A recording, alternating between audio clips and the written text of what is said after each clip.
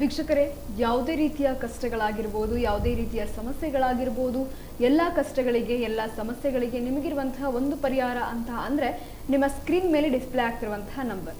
ತಪ್ಪದೆ ನಿಮ್ಮ ಸ್ಕ್ರೀನ್ ಮೇಲೆ ಡಿಸ್ಪ್ಲೇ ಆಗ್ತಿರುವಂತಹ ನಂಬರ್ಗೆ ಕರೆ ಮಾಡಿ ಎಲ್ಲ ರೀತಿಯ ಸಮಸ್ಯೆಗಳಿಗೆ ಗುರೂಜಿ ನಿಮಗೆ ಪರಿಹಾರವನ್ನು ಕೊಡ್ತಾ ಇರ್ತಾರೆ.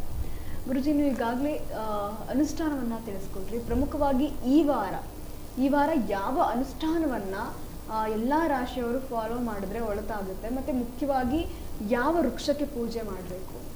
ಖಂಡಿತವಾಗಿ ಒಳ್ಳೆ ಉತ್ತಮವಾಗಿರ್ತಕ್ಕಂಥ ಪ್ರಶ್ನೆ ಕೇಳಿದೆ ಮನೆ. ನೋಡಿ, ಮುಂದಿನ ಭವಿಷ್ಯದಲ್ಲಿ ಯಾವ ರೀತಿ ಇರುತ್ತೆ ಅಂತ ಅಂದರೆ, ಪ್ರಕೃತಿ ಮುನ್ಸ್ಕೊಳ್ತಕ್ಕಂಥದ್ದು ಜಾಸ್ತಿ ಆಗುತ್ತೆ, ಸುನಾಮಿಗಳು ಜಾಸ್ತಿ ಆಗ್ತಕ್ಕಂಥದ್ದು, ಇಡೀ ಭೂಪಟದಲ್ಲಿ ಒಂದು ಕಂಟ್ರಿನೇ, ಒಂದು ದೇಶನೇ ಇರಲ್ಲ ಅಂತಕ್ಕಂಥದ್ದು ಹೇಳುತ್ತೆ ಶಾಸ್ತ್ರ. ಯಾಕಂದರೆ ಅಷ್ಟು ವಿಕೋಪಕ್ಕೆ ಹೋಗ್ತಾ ಇದೆ, ಈ ಮನುಕುಲ ನಾಶ ಆಗ್ತಕ್ಕಂಥದ್ದಾಗುತ್ತೆ. ನೋಡಿ, ಫಿಲಿಪೈನ್ಸಲ್ಲಿ ಎಷ್ಟು ಜನ ಸತ್ತರು ಭೂಕಂಪನ ಆಗಿ, ಎಲ್ಲಿಂದ ಎಷ್ಟು ಕಿಲೋಮೀಟರ್ ಗಟ್ಟಲೆ ಭೂಕಂಪನಗಳು ನಡೀತು. ಹಾಗೆ ಪೃಥ್ವಿ ಮೇಲೆ ಇದು ಒಂದು ವಿನಾಶದ ಅಂತ್ಯವನ್ನು ಕಾಣ್ತಕ್ಕಂಥದ್ದಾಗುತ್ತೆ ಭವಿಷ್ಯದಲ್ಲಿ. ಕಾಡಲ್ಲಿರ್ತಕ್ಕಂಥ ಪ್ರಾಣಿಗಳೆಲ್ಲ ನಾಡಿಗೆ ಬರ್ತಕ್ಕಂಥದ್ದು, ಮನುಷ್ಯರ ಮೇಲೆ ಅಟ್ಯಾಕ್ ಮಾಡ್ತಕ್ಕಂಥದ್ದು, ತೊಂದರೆಗಳಾಗ್ತಕ್ಕಂಥದ್ದು ಯಥೇಚ್ಛವಾಗಿ ಮುಂದಿನ ದಿನಗಳಲ್ಲಿ ನೀವು ನೋಡ್ತೀರಿ. ಅದರಲ್ಲೇ ರಾಜಕೀಯದಲ್ಲೂ ತೊಗೊಂಡ್ರು ಕೂಡ ಕೆಲವೊಂದು ನೀವು ಮಾಡ್ತಕ್ಕಂಥ ಕಾಯಕ ಇದೆಯಲ್ಲ, ಆ ಕಾಯಕದಲ್ಲಿ ನಿಮಗೆ ಫಲವನ್ನು ಸಿಗ್ತಕ್ಕಂಥದ್ದಾಗುತ್ತೆ. ನೀವೇನಾದರೂ ನಾನತ್ವ ಏನಾದರೂ ಬಂತು ಅಂದರೆ ನಿಮ್ಮ ದೇಹದಲ್ಲಿ ಆ ಸ್ಥಾನದಲ್ಲಿ ನೀವು ಕುಂತ್ಕೊಳ್ಳಲ್ಲ. ಯಾಕಂದರೆ ಪ್ರಕೃತಿ ಮುನಿದು ನಿಮ್ಮನ್ನು ಅದನ್ನು ಕೆಳಗಡೆ ಇಳಿಸುತ್ತೆ. ಹಾಗಾಗಿ ನಿಮ್ಮಲ್ಲಿ ನಾನತ್ವ ಬರಬಾರ್ದು. ಯಾವುದಾದ್ರೂ ಒಂದು ಪುಣ್ಯಕ್ಷೇತ್ರಗಳಲ್ಲಿ ಅಲ್ಲಿ ಲೀನವಾಗಬೇಕು ನಿಮ್ಮ ಮನಸ್ಸು. ದಾನ ಧರ್ಮಗಳನ್ನು ಮಾಡಬೇಕು. ರೈತಾಪಿ ವರ್ಗದವ್ರಿಗೆ ನಿಮ್ಮ ಒಂದು ಗಮನವನ್ನು ಜಾಸ್ತಿ ಹೋಗ್ತಕ್ಕಂಥದ್ದು. ಯಾಕಂದರೆ ಅನ್ನದಾತರು ನಮಗೆ, ಆ ಅನ್ನದಾತರ ಮೇಲೆ ನಿಮ್ಮ ಕ್ರೂರವಾದ ಕುಚದೃಷ್ಟಿ ಬೇಡ. ಅವರನ್ನು ಓಲೈಸ್ತಕ್ಕಂಥದ್ದು, ಅವ್ರಿಗೆ ಏನೇನು ಸೂಕ್ತವಾಗಿರ್ತಕ್ಕಂಥದ್ದನ್ನು ಕೊಟ್ಟಾಗ ನಮ್ಮ ದೇಶ ಸುಭಿಕ್ಷವಾಗಿರ್ತಕ್ಕಂಥದ್ದು. ನಮ್ಮ ದೇಶ ನಿಂತಿರ್ತಕ್ಕಂಥದ್ದೇ ರೈತಾಪಿ ವರ್ಗದವರಿಂದ.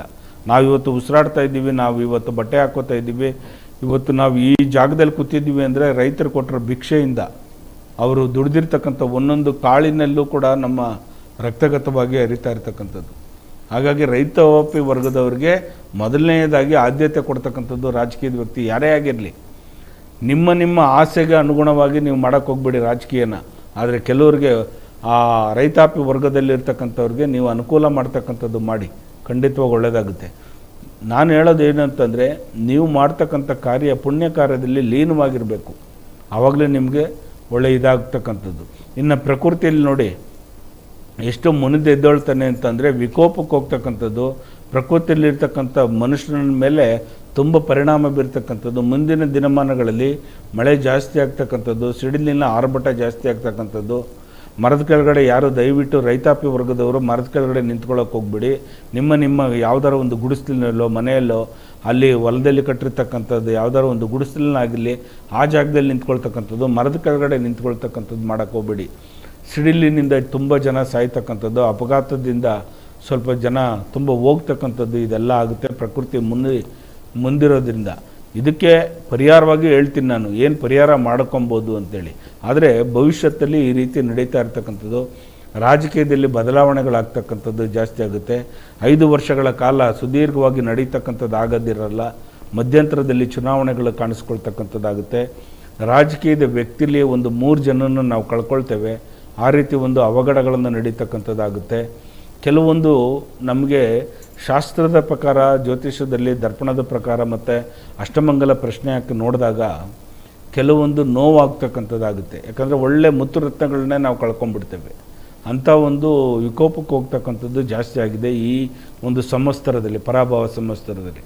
ಹಾಗಾಗಿ ನಾವೆಲ್ಲರೂ ಸೇರಿ ಗ್ರಾಮಗಳಲ್ಲಿ ಹೋಮ ಅವನಾದಿಗಳನ್ನು ಮಾಡಿದಾಗ, ತಂಪುಗಳನ್ನು ಮಾಡ್ತಕ್ಕಂಥದ್ದು, ಗ್ರಾಮ ದೇವತೆಗಳಿಗೆ ತಂಪು ಮಾಡ್ತಕ್ಕಂಥದ್ದು, ಗ್ರಾಮಗಳಿಗೆ 4 ದಿಕ್ಕು ಕಡೆಗೆ ಅನ್ನಬಲಿಯನ್ನು ಆಗ್ತಕ್ಕಂಥದ್ದು, ಗ್ರಾಮ ದೇವತೆಯನ್ನು ಕರ್ಕೊಂಡು, ಮೆರವಣಿಗೆ ದೇವರು ಅಂತ ಏನು ಹೇಳ್ತೀವಿ ಅದನ್ನು ಕರ್ಕೊಂಡು 4 ದಿಕ್ಕುಗಳಿಗೆ ಅನ್ನಬಲಿ ಆಗ್ತಕ್ಕಂಥದ್ದು, ಕೆಲವೊಂದು ದುಷ್ಟಶಕ್ತಿಗಳು ಒಳಗಡೆ ಬರದೇ ಇದ್ದಂಗೆ ಅದಕ್ಕೊಂದು ರಕ್ಷಣೆ ಕೊಡ್ತಕ್ಕಂಥದ್ದು ಮಾಡಿದಾಗ, ಅವನ ಹೋಮಾದಿಗಳನ್ನು ಮಾಡಿದಾಗ ಖಂಡಿತವಾಗೂ ಆ ಗ್ರಾಮದಲ್ಲಿರ್ತಕ್ಕಂಥವ್ರು ನಾವೆಲ್ಲರೂ ಸುಭಿಕ್ಷವಾಗಿರ್ತೀವಿ. ಆ ರಾಜ್ಯನೂ ತುಂಬಾಗಿರುತ್ತೆ. ಎಲ್ಲರೂ ಒಂದು ಕಡೆ ಸೇರಿ ಒಂದು ಯಾಗವನ್ನು ಮಾಡ್ತಕ್ಕಂಥದ್ದು ಮಾಡಿದಾಗ, ದೇವರಿಗೆ ನಾವು ಪ್ರಾರ್ಥನೆಯನ್ನು ಸಲ್ಲಿಸಿದಾಗ, ಹವಿಸ್ಸನ್ನು ಕೊಟ್ಟಾಗ ಆ ರಾಜ್ಯ ಸುಭಿಕ್ಷವಾಗಿರ್ತಕ್ಕಂಥದ್ದಾಗುತ್ತೆ. ಅದಕ್ಕೆ ನಾನು ಕೆಲವರು ರಾಜಕೀಯ ವ್ಯಕ್ತಿಗಳಿಗೆ ಹೇಳ್ತೀನಿ, ನೀವೆಲ್ಲರೂ ಕೂಡ ಒಂದು ಜಾಗದಲ್ಲಿ ಒಂದು ಹವನ ಹೋಮಗಳನ್ನು ಮಾಡ್ತಕ್ಕಂಥದ್ದು ಮಾಡಿ, ಪುಣ್ಯಕ್ಷೇತ್ರಗಳನ್ನು ಅಭಿವೃದ್ಧಿ ಮಾಡ್ತಕ್ಕಂಥದ್ದು ಮಾಡಿ, ಹುಡುಕಿ ಯಾವುದಾದ್ರು ಹಳೆಯ ದೇವಸ್ಥಾನಗಳು ಮೂಲೆ ಗುಂಪಾಗಿರುತ್ತೆ, ಅಲ್ಲಿ ಶಕ್ತಿಯುತವಾಗಿ ಕುಂತ್ಕೊಂಡಿರ್ತಾಳೆ ತಾಯಿ ಜಗನ್ಮಾತೆ ಆಗಲಿ ಪರಮೇಶ್ವರನಾಗಿರಲಿ, ಅದನ್ನು ಹುಡುಕಿ ಆ ಕ್ಷೇತ್ರವನ್ನು ಅಭಿವೃದ್ಧಿ ಮಾಡ್ತಕ್ಕಂಥದ್ದು ಮಾಡಿ. ಖಂಡಿತವಾಗೂ ಮುಂದಿನ ದಿನಮಾನಗಳಲ್ಲಿ ಯಥೇಚ್ಛವಾಗಿ ಎಲ್ಲ ರಾಜ್ಯಗಳಿಗಿಂತ ನಮ್ಮ ರಾಜ್ಯ ಉನ್ನತ ಸ್ಥಾನಮಾನಕ್ಕೆ ಹೋಗ್ತಕ್ಕಂಥದ್ದು ಸಂಶಯನೇ ಬೇಡ. ಅಂಥದ್ದು ಈ ಒಂದು ಭವಿಷ್ಯದಲ್ಲಿ ಮುಂದಿನ ವರ್ತಮಾನದಲ್ಲಿ ನಾವು ಮಾಡ್ತಕ್ಕಂಥ ಕಾರ್ಯ ಇದೆಯಲ್ಲ, ಅದು ಒಂದು ಪುಣ್ಯವಾಗಿರ್ತಕ್ಕಂಥ ಕಾರ್ಯ ಆಗಿರಬೇಕು, 4 ಜನಕ್ಕೆ ಒಳ್ಳೆಯದಿಂದ ಆಗಿರಬೇಕು. ಖಂಡಿತವಾಗಿ ಒಳ್ಳೆಯದಾಗುತ್ತೆ. ವೀಕ್ಷಕರೇ, ಯಾವುದೇ ರೀತಿಯ ಕಷ್ಟಗಳಾಗಿರ್ಬೋದು, ಯಾವುದೇ ರೀತಿಯ ಸಮಸ್ಯೆಗಳಾಗಿರ್ಬೋದು, ನಿಮ್ಮೆಲ್ಲ ಕಷ್ಟಗಳಿಗೆ, ನಿಮ್ಮೆಲ್ಲ ಸಮಸ್ಯೆಗಳಿಗೆ ನಿಮಗಿರುವಂತಹ ಒಂದು ಪರಿಹಾರ ಅಂತ ಅಂದರೆ ನಿಮ್ಮ ಸ್ಕ್ರೀನ್ ಮೇಲೆ ಡಿಸ್ಪ್ಲೇ ಆಗ್ತಿರುವಂತಹ ನಂಬರ್ 9743554266. ಈ ಸಂಖ್ಯೆಗೆ ಕರೆ ಮಾಡಿದ್ರೆ ಗುರುಜಿಯವರು ನಿಮ್ಮೆಲ್ಲ ಸಮಸ್ಯೆಗಳಿಗೆ ಪರಿಹಾರವನ್ನು ಕೊಡ್ತಾ ಹೋಗ್ತಾರೆ. ಅದೇ ರೀತಿಯಾಗಿ ನೇರ ಭೇಟಿಗಾಗಿ ಸಂಪರ್ಕಿಸಿ ಅನ್ನುವಂಥ ನಂಬರ್ ಸಹ ಡಿಸ್ಪ್ಲೇ ಆಗ್ತಾ ಇದೆ, 8197616666.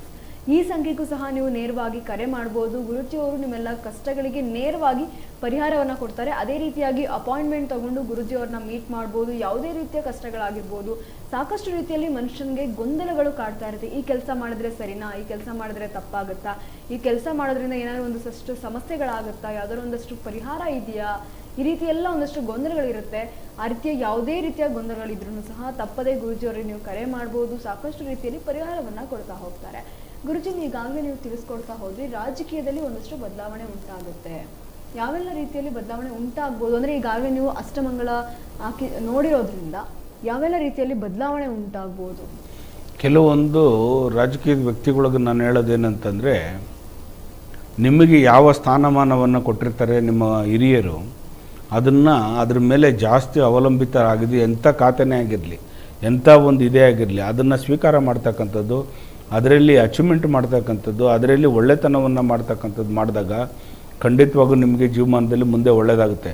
ಕಾಲಲ್ಲಿ ಒದಿತಕ್ಕಂಥದ್ದು, ನಿಮ್ಗೆ ಯಾವ್ದಾರು ಒಂದು ಬಂದಿದೆ ಅಂತಂದರೆ ಅದನ್ನು ಕಾಲಿನಿಂದ ತಳ್ತಕ್ಕಂಥದ್ದು ಮಾಡೋಕ್ಕೆ ಹೋಗ್ಬೇಡಿ. ಯಾಕಂದರೆ ಭಗವಂತನ ನಿಶ್ಚಯ ಅದು. ಯಾವುದೇ ಒಂದು ನಿಮಗೆ ಸ್ಥಾನಮಾನ ಕೊಟ್ಟಿರ್ತಕ್ಕಂಥದ್ದು ಹಿರಿಯರು ಅವ್ರೇನು ಕೊಟ್ಟಿದ್ದಾರೆ ಅದನ್ನು ಚಾಚು ಚಪ್ಪದೆ ಕಣ್ಣಿಗೆ ಹೊತ್ಕೊಂಡು ನೀವು ಪರಿಪಾಲನೆ ಮಾಡಿದಾಗ ಖಂಡಿತವಾಗೂ ಮುಂದಿನ ದಿನಮಾನಗಳಲ್ಲಿ ನಿಮ್ಗೆ ಒಳ್ಳೆಯ ಜಯ ಸಿಗ್ತಕ್ಕಂಥದ್ದು. ಅದನ್ನು ನೀವೇನಾದರೂ ದೂರ ತಳೆದಾಗ, ಕಾಲಿನಿಂದ ಒದ್ದಾಗ ಮತ್ತೆ ನಿಮಗೆಂದೂ ಆ ಸ್ಥಾನವನ್ನು ಸಿಗ್ತಕ್ಕಂಥದ್ದು ಆಗೋದೇ ಇಲ್ಲ. ಇಡೀ ಜೀವಮಾನನೇ ನೀವು ಅದರಿಂದ ಮೇಲೆ ಬರೋಕ್ಕೆ ಸಾಧ್ಯನೇ ಇರಲ್ಲ. ಹಾಗಾಗಿ ಕೆಲವು ರಾಜಕೀಯ ವ್ಯಕ್ತಿಗಳಿಗೆ ನಾವೇನು ಹೇಳ್ತೀವಿ, ನಿಮ್ಮ ಸ್ಥಾನಮಾನಗಳನ್ನು ನಿಮಗೆ ಕೊಟ್ಟಿರ್ತಕ್ಕಂಥದ್ದು ಭಗವಂತನ ಕೃಪೆ. ಕೆಲವರು ನೋಡಿ 4 ವರ್ಷ 5 ಸತತವಾಗಿ 5 ಸಾರಿ ಗೆದ್ದು ಬಂದರೂ ಕೂಡ ಅವ್ರಿಗೆ ಮಂತ್ರಿಗಿರಿ ಸಿಗ್ತಕ್ಕಂಥದ್ದು ಆಗಿರಲ್ಲ. ಪಾಪ ಅವ್ರಿಗೆ ಸ್ಥಾನಮಾನನೇ ಸಿಕ್ಕಿರಲ್ಲ, ಕೊರಗ್ತಾ ಇರ್ತಾರೆ.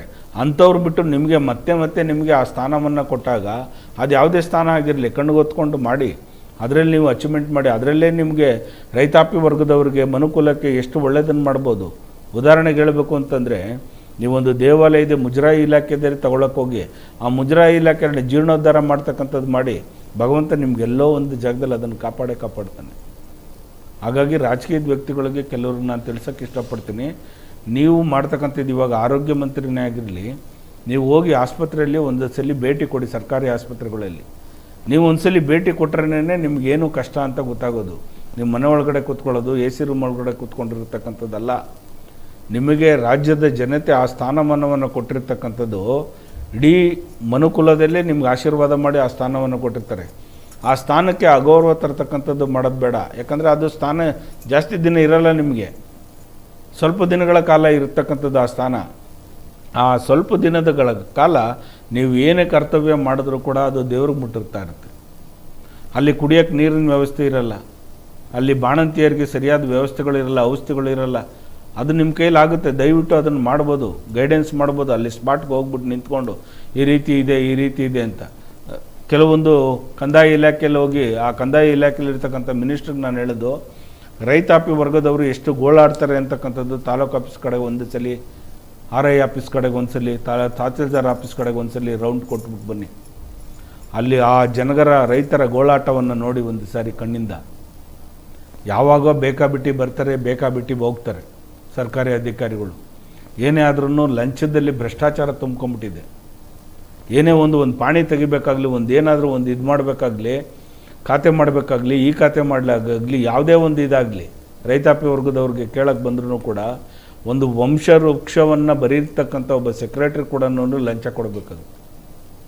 ಇದನ್ನೆಲ್ಲ ನೋಡಿ ಅದನ್ನೆಲ್ಲ ಕುಂಡ್ರಿಸಿ ಅವ್ರಿಗೆಲ್ಲ ಒಂದು ಇದು ಮಾಡಿ, ನಿಮ್ಮ ಸ್ಥಾನಕ್ಕೆ ಅನುಗುಣವಾಗಿ ನೀವು ಅನುಕರಣೆ ಮಾಡಿ. ರೈತಾಪಿ ವರ್ಗದವ್ರಿಗೆ ಒಂದು ಕುಟುಂಬ ವರ್ಗದಲ್ಲಿ, ನಮ್ಮ ಕುಟುಂಬದಲ್ಲಿ ಆತನ ಒಬ್ಬ ಅಂತ ತಿಳ್ಕೊಂಡು ಅಲ್ಲಿ ಒಂದು ಸಲ ವಿಸಿಟ್ ಕೊಡಿ, ಕ್ಷೇತ್ರಗಳಿಗೆ ವಿಸಿಟ್ ಕೊಡಿ. ಹೋಮ್ ಮಿನಿಸ್ಟರ್ ಆದವರು ಕೂಡ ಆ ಆರಕ್ಷಕ ಡಿಪಾರ್ಟ್ಮೆಂಟಲ್ಲಿ ಹೋಗ್ಬಿಟ್ಟು ಒಂದು ಸಲ ಆ ಸ್ಟೇಷನ್ ಏನು ಮಾಡ್ತಾಯಿದ್ದಾರೆ, ಯಾವ ರೀತಿ ನಡೆಸ್ಕೊತಾ ಇದ್ದಾರೆ, ಇದನ್ನೆಲ್ಲ ಇದು ಮಾಡಿ ಅವ್ರಿಗೆಲ್ಲ ಎಂಕ್ವೈರಿ ಮಾಡಿ. ಯಾಕಂದರೆ ನಿಮ್ಮ ಸ್ಥಾನಗಳಿಗೆ ಅಗೌರವ ಸೂಚಿಸ್ತಕ್ಕಂಥದ್ದು ಮಾಡೋಕ್ಕೆ ಹೋಗ್ಬಿಡಿ. ಯಾರೋ ನೋಡ್ಕೋತಾರೆ, ಯಾರೋ ಬೇಕಾಬಿಟ್ಟೆ ಅಂದ್ಬಿಟ್ಟು ನೀವು ಕುಂತ್ಕೊಳ್ಳೋದಲ್ಲ. ನೀವು ಸ್ಪಾಟಲ್ಲಿರಬೇಕು, ನೀವು ಹೋಗಬೇಕು. ಅಟ್ಲೀಸ್ಟ್ ವಾರಕ್ಕೆ 2 ದಿನ ಆದ್ರೂ ಅದೊಂದು ಪ್ರೋಗ್ರಾಮ್ ಅಂತ ಮಾಡ್ಕೊಳ್ಳಿ. ಸರ್ಕಾರಿ ಆಸ್ಪತ್ರೆಗಳಿಗೆ ಹೋಗ್ತಕ್ಕಂಥದ್ದು, ತಾಲೂಕು ಆಫೀಸ್ಗಳಿಗೆ ಹೋಗ್ತಕ್ಕಂಥದ್ದು. ನೋಡಿ, ಕೃಷ್ಣ ಬೈರೇಗೌಡರಿಗೆ ನಾನು ಹೇಳೋದು, ಅವರು ಇವತ್ತು ನಗರಾಭಿವೃದ್ಧಿಗೆ ಬಂದಿರ್ಬೋದು, ಆದರೆ ಅವರು ಕಂದಾಯ ಇಲಾಖೆಯಲ್ಲಿದ್ದಾಗ ಕೃಷ್ಣ ಬೈರೇಗೌಡರು ಎಷ್ಟು ಶ್ಲಾಘನೀಯ ಕೆಲಸ ಮಾಡಿದ್ದಾರೆ ಗೊತ್ತಾ. ತಾಲೂಕು ಆಫೀಸ್ಗಳಿಗೆ ವಿಸಿಟ್ ಮಾಡಿದ್ದಾರೆ, ಎಷ್ಟೋ ತಾಲೂಕು ಆಫೀಸ್ಗಳಿಗೆ ಹೋಗಿ ಅಲ್ಲಿ ಏನು ಮಾಡ್ತಾಯಿದ್ದೀರಿ ಅಂತ ಎಂಕ್ವೈರಿ ಮಾಡಿದ್ದಾರೆ. ಯಾರು ಒಬ್ಬರಾದರೂ ಅಧಿಕಾರಿಗಳು ನೀವು ಹೋಗಿ ಸ್ಟೇಷನ್ನಲ್ಲೇ ಆಗಲಿ, ಇಲ್ಲಾಂದರೆ ಆಸ್ಪತ್ರೆ, ಸರ್ಕಾರಿ ಆಸ್ಪತ್ರೆಯಲ್ಲೇ ಆಗಲಿ ಹೋಗಿದ್ದೀರಾ? ಹೋಗಿಲ್ಲ. ಅವ್ರ ಕಷ್ಟ ಸುಖಗಳನ್ನು ಸರ್ಕಾರಿ ಆಸ್ಪತ್ರೆಯಲ್ಲಿ ಕೇಳಿದ್ದೀರಾ? ಕೇಳಿಲ್ಲ. ಅವ್ರೇನು ಮಾಡ್ತಾಯಿದ್ದಾರೆ, ಹೋಗಲಿ ವಿಕ್ಟೋರಿಯಾ ಆಸ್ಪತ್ರೆಯಲ್ಲಾಗಲಿ, ವಾಣಿ ವಿಲಾಸಲ್ಲಾಗಲಿ ನೀವು ಒಂದು ಸಾರಿ ಭೇಟಿ ಕೊಟ್ಟು ನೋಡಿ, ಅಲ್ಲಿ ಎಷ್ಟು ಪ್ರಾಬ್ಲಮ್ಗಳಿದೆ ಅಂತ ನೀವು ನೋಡಿ. ಅಲ್ಲಿ ನೊಂದು ಜೀವಗಳು ಎಷ್ಟು ಕೊರಗ್ತಾ ಇದ್ದಾರೆ ಅಂತ ನೋಡಿ. ಅಲ್ಲಿ ಸರಿಯಾದ ಒಂದು ಸರ್ಕಾರಿ ಸವಲತ್ತುಗಳನ್ನು ಕೊಡ್ತಕ್ಕಂಥದ್ದು ಮಾಡಿ. ಖಂಡಿತವಾಗೂ ಆ ಜೀವಗಳು ಉಳ್ಕೊಳ್ತಕ್ಕಂಥದ್ದಾಗುತ್ತೆ. ಅಧಿಕಾರ ಶಾಶ್ವತ ಅಲ್ಲ. 2 ದಿನಕ್ಕಾಗಲಿ 3 ದಿನಕ್ಕಾಗಲಿ ಒಳ್ಳೆಯ ಕೆಲಸಗಳನ್ನು ಮಾಡ್ತಕ್ಕಂಥದ್ದು ಮಾಡಿ. ಧರ್ಮೋ ರಕ್ಷತಿ ರಕ್ಷಿತಃ ಅಂತಾರೆ. ನೀವು ಧರ್ಮವಾಗಿ ನಡೆದ್ರೆ ಖಂಡಿತ ನಿಮಗೆ ಭಗವಂತ ಎಲ್ಲೋ ಒಂದು ಜಾಗದಲ್ಲಿ ಇಡೀ ನಿಮ್ಮ ಕುಟುಂಬ ಕಾಪಾಡ್ತಕ್ಕಂಥದ್ದು. ನೀವು ನಡೀತಕ್ಕಂಥ ಮಾರ್ಗ ಇದೆಯಲ್ಲ, ಇಡೀ ನಿಮ್ಮ ಕುಟುಂಬ ಚೆನ್ನಾಗಿರುತ್ತೆ. ಹಾಗಾಗಿ ಒಳ್ಳೆ ಕಾರ್ಯಗಳನ್ನು ಮಾಡ್ತಾ ಬನ್ನಿ.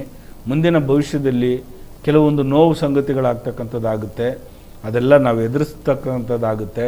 ಖಂಡಿತವಾಗಿ ಕೆಲವರಲ್ಲಿ ಕೆಲವು ಬದಲಾವಣೆಗಳು ಆಗ್ತವೆ. ನಾನತ್ವ ಇರ್ತಕ್ಕಂಥದ್ದು ಒಳ್ಳೆಯದಾಗಿ ದಾನ ಧರ್ಮಗಳಲ್ಲಿ ಮಗ್ನರಾಗಿರ್ತಾರೆ, ದೈವಿ ಕಾರ್ಯಗಳಲ್ಲಿ ಮಗ್ನರಾಗಿರ್ತಾರೆ. ರಾಜಕೀಯದ ವ್ಯಕ್ತಿಗಳಲ್ಲಿ ಕೆಲವೊಂದು ಬದಲಾವಣೆಗಳಾಗ್ತವೆ ನಮ್ಮ ರಾಜ್ಯದಲ್ಲಿ. ಇದೆಲ್ಲ ನಡೆಯುತ್ತೆ ಮುಂದಿನ ಭವಿಷ್ಯದಲ್ಲಿ.